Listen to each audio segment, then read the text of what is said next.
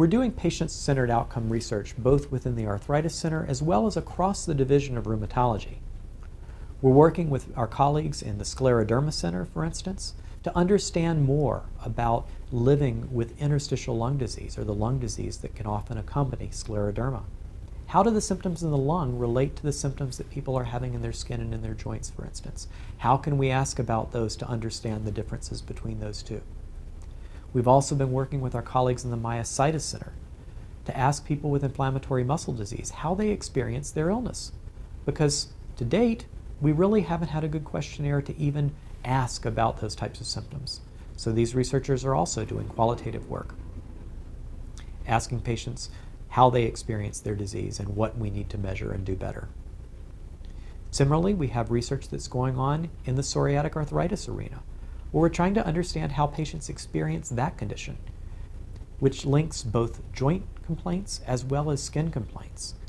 We need to understand which of the two are most important for people. Which do we need to be asking you about if you have both of these conditions? How can we get that information so that we can then find tailored treatment that's important for you? We really think that this focus on patient-centered outcome research is going to change how we deal with people.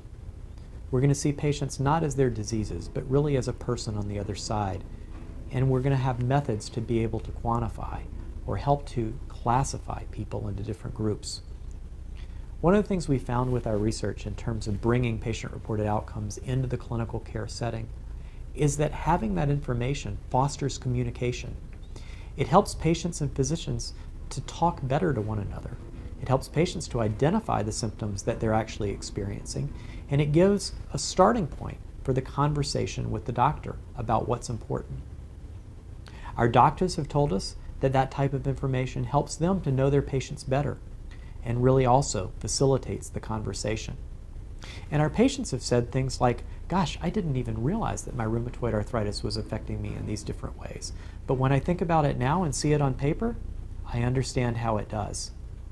It really helps us to start a dialogue, and it helps us to identify what's important to one patient versus another patient.